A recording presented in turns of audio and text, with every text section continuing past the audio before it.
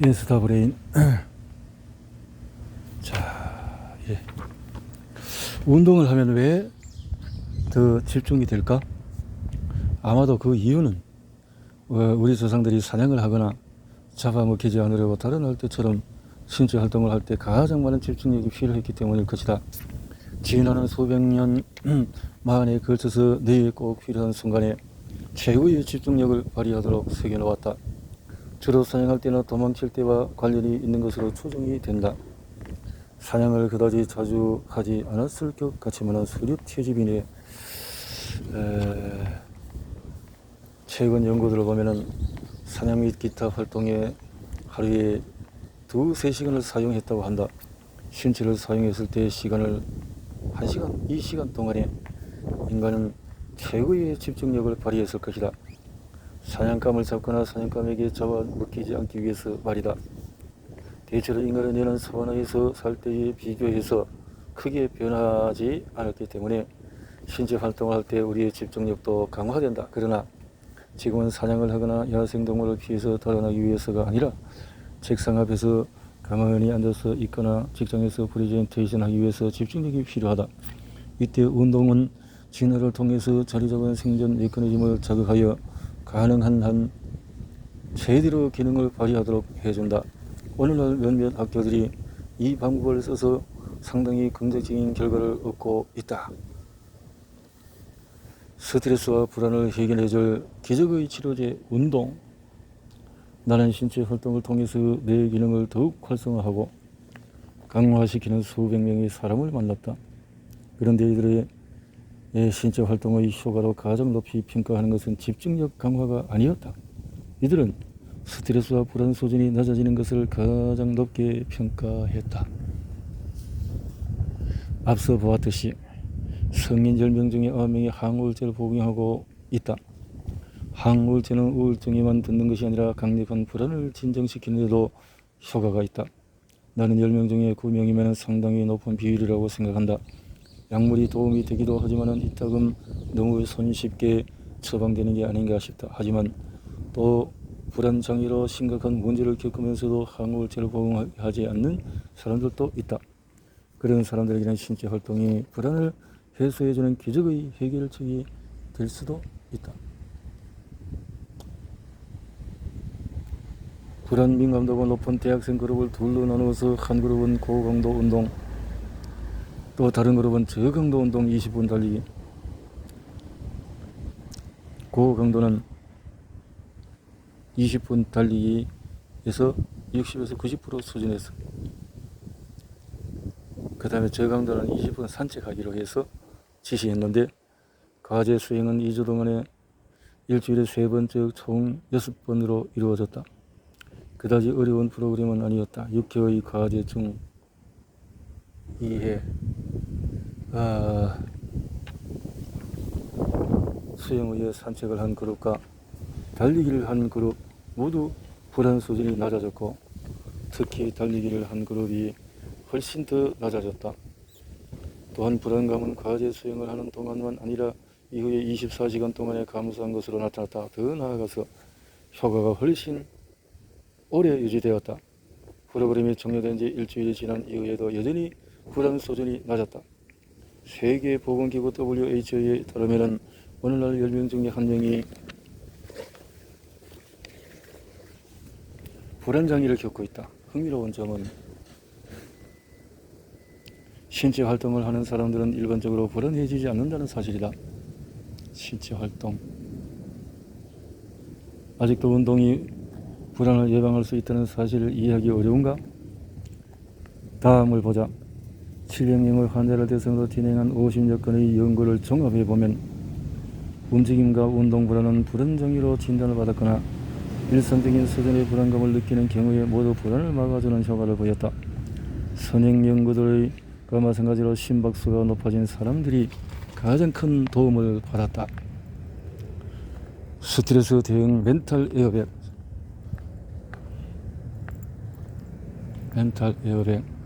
스트레스나 불안장애가 있는 환자들에게 신체 활동이 고통을 줄여준다고 하면 많은 사람이 놀란다. 대부분 휴식이 그런 역할을 하지 않는다고 생각한다. 인류 역사상 99%의 시기 동안 스트레스는 대부분 맞서 싸우거나 달아나야 하는 위험과 관련이 있었다. 자, 달아나기를 택하든 반격하기를 택하든, 응? 체력이 좋아야 살아남는다. 잘 다져진 신체를 가진 사람들은 스트레스 대응 시스템을 완전하게 발동하지 않더라도 신체가 편히 기혈을 당기지 않아도 위협으로부터 달아날 수 있었을 것이다. 위협으로부터 달아날 수 있었을 것이다.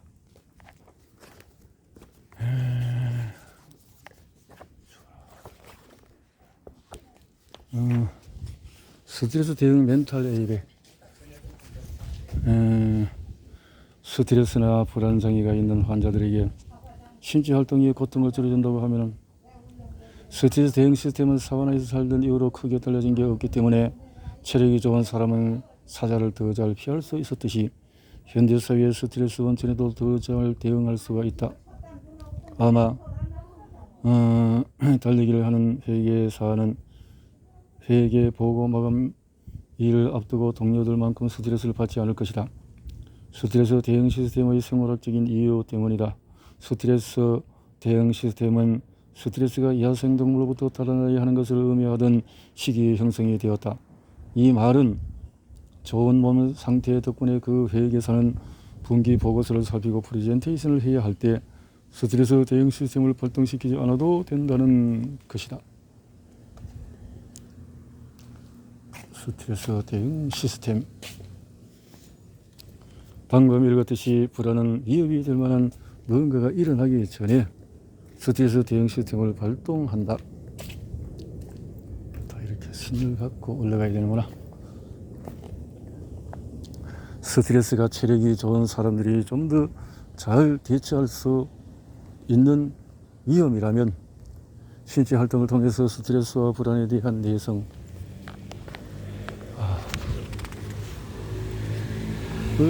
강화할 수 있다는 진화 논리는 일견 타당해 보인다.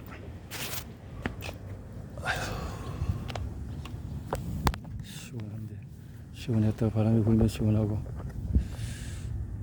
그렇군요. 변화가 보상. 스트레스를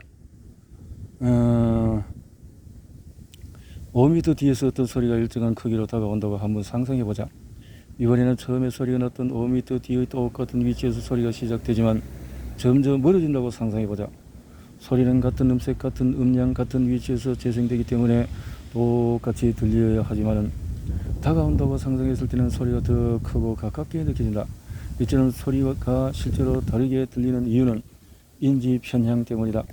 우리에게 다가오는 소리는 위협을 의미할 수 있으며 그럴 경우에 몸을 숨기기 위해서 안전 여유도를 높인다.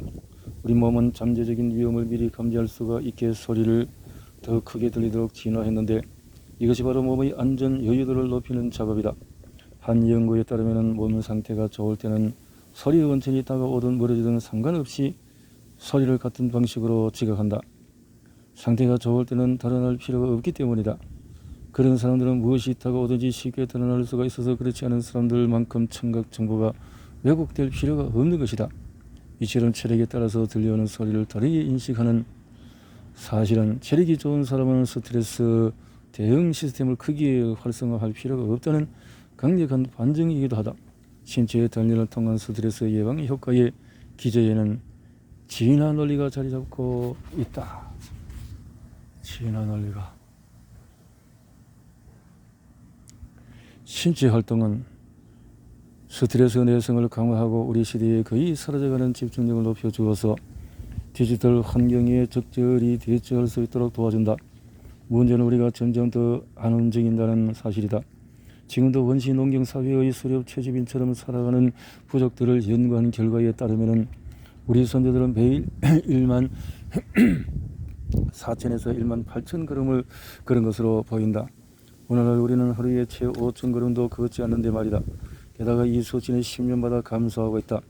스웨덴인들은 1990년대 대비 신체 활동 비율이 11%나 감소했고 오늘날 성인의 절반 가까이가 신체 활동을 거의 하지 않아서 건강에 직접적인 위협을 받고 있다.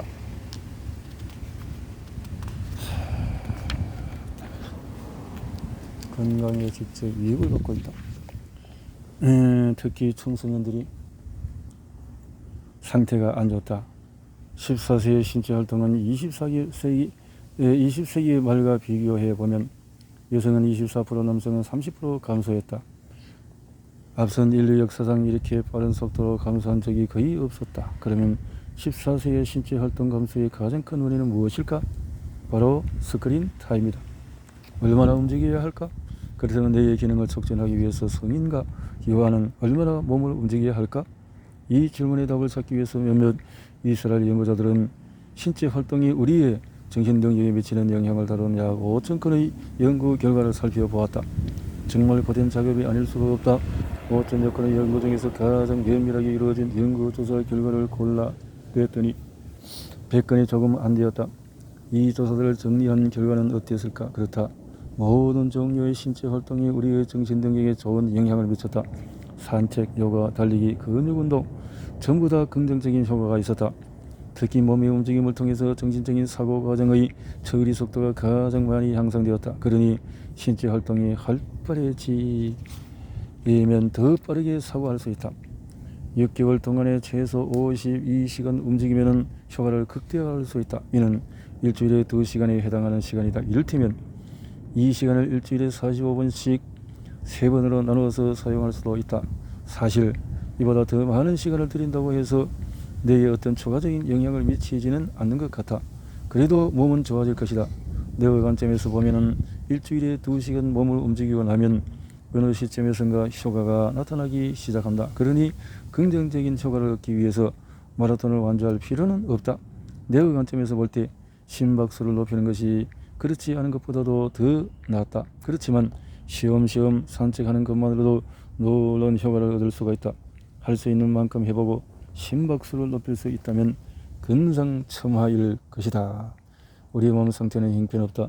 여러분의 직계 조상을 한번 만난다고 생각해보자.